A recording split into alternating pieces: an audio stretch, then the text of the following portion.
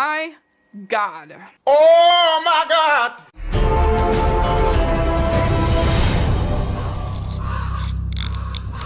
Remember that video I did a bit ago where I said, oh my god, I used to suck and I'll suck less at coloring, that is? Well, guess fucking again. You suck, you know that, right?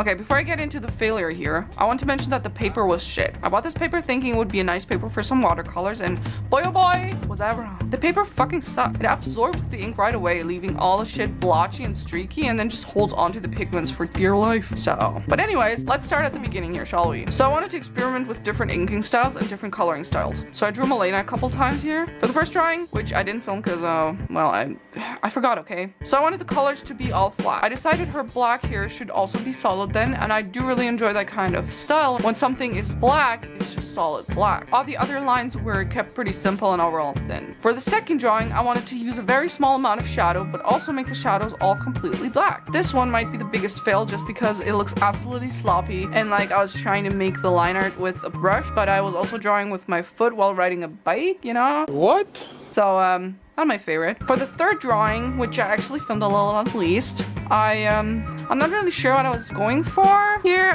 The hair has a small amount of highlight. Everything else is pretty thin. I don't know. Drawing number 4. I guess I tried using more highlight. I don't know. For the hair, the one I like most is probably the first one. I like the solid black, like I said. For the general line art, anything but drawing 2, I guess. They're all very similar, although I started doing more solid strokes instead of chicken steps, so maybe 3 and 4. Now let's get into the coloring and why I have to leave the country. Girl, bye! The coloring went south as soon as the ink touched the paper. The sketch pad is pretty thick, which made my life even harder because I couldn't really rest my hand. Apparently I had greasy fingers at some point in existence while I sketched this because the color didn't take here too well, and now there's my fingerprints on here, which is bad because they really know that it's my sketch pad, and you know. Mom, they following me, Mom. When I put down the first stroke of the skin color, I thought, oh god, the color's way off. I guess it's fine though, I'm not really sure. I really don't know. Then I colored in drawing 2's hair, and for some reason I thought it would be a great idea to reach for my purple ink again. So far I've mentioned this ink in every single one of my recent videos, and in none of them was flossy. And I'm tired of calling the ink, so I don't know, I'll just start calling it pink for purple ink? No. Or impul. Yeah, okay. Wow! I went over the white shirt. I thought, hey, I can't just make it solid white. So I took a little bit of blue and colored it in, but the hair is solid black. So why couldn't I make the shirt solid white? I don't. Fuck. Excuse me! Then I moved over to the pants, which turned out to be the same color. So now Mel is just 50 shades of impul. So for the jacket, I almost reached for the brown, which would have looked lovely with her skin, I'm sure. So instead I went with the color that was right next to it and went with this red stuff. And then I thought, oh hey, let me color this trim in another color. And I reached for the brown and it just looks like her skin. Someone needs to save me. Yeah. Oh! Are you freaking kidding? So basically, I have no idea what happened to this coloring. I'm not using this paper for coloring again, and I'm a little pissed I spent $5 on it the next day. So after I blamed my failures on the last night, I moved on to the next thing. I whipped up a super easy drawing of MAIA, and I was ready to give this paper another chance because I'm a humble queen, you know? After sketching, I inked it, so this time I wanted to try out making all shadows small but solid black, which I also did on her hair, and then I remembered that I wanted it to be solid black, so I did that for nothing. So I went to color her face using a different approach. First I laid down a layer of water and then I put the pigment, which did work, I guess. It's just way too much trouble. So against all the white, her skin looked fine, but afterwards she looked pale as fuck, which MAIA does. I'm just not sure you can see any pigment at all. So then I realized that I wanted the hair to be solid, so I went in for some black.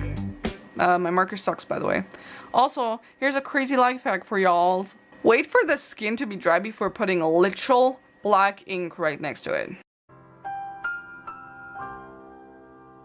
I added some shadow to the upper lip because I was thinking I would just make certain things different colors, and since the upper lip is always darker, I just add the shadow, then go in with some pink stuff. Worked out fine. Then I colored the freckles.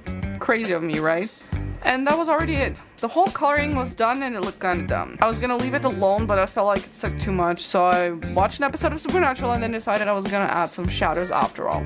So I whipped up my trusty Impul and shaded the shaded her skin in and her shirt. Listen, while I laid down the first bit of shadow, I actually felt relief. Like, it felt good. I have no clue why, but I was like, nah fam, I need some shadows in my life, man. Yes. By the way, I have the comic page on my wall in front of me, and after shading everything in, I looked at it again and I realized I'd forgotten all the lip coloring. Just saying. So the next freaking day, you guys, I'm not ready to give up here, so I made yet another sketch. This time, I wrote down a couple things I wanted to try out. Black things really dark, but not solid black. Solid black, but other stuff with shadows. Make outlines for shadows. So after doing the general sketch, I went in and tried to sketch the outlines for the shadows first, which did cause some problems because I couldn't see where the shadows would be. So I traced it without any shadow outlines, which was turning out to be really good. I made the line art how it felt like doing it. Some line thickness diversity and some small scratchy lines. Only this time I stopped at the base color. I actually really like that. Moral of the story, don't try, just do it. In all seriousness, I really wanted to see how putting shadows on here would look. I do have to say though, I'm terrible at laying down shadows. So naturally, I just winged it. No, but I used reference for the pose and the same reference for the shadows as well. I wanted to make a bigger contrast between the shadow and the base color, so I chose darker impulse shades, which I do really like, and I'm actually thinking that making the base color a little lighter than it has to be is a good idea. The impulse really gives it that dark feeling that Raven's Creek is supposed to have, but it also has these nice pastelish neon colors that I think look great with the impulse. In conclusion, I'll practice more. I'm glad I found something I like in the end of this video, and I will hang this picture up for reference. Next time I'll work on backgrounds and how I want to draw them and color them, so subscribe if you haven't already. Well, thank you for watching. To conclude this, it's time for our weekly fortune cookie. Duck now. Hey. The more you plan, the harder coincidence may hit you.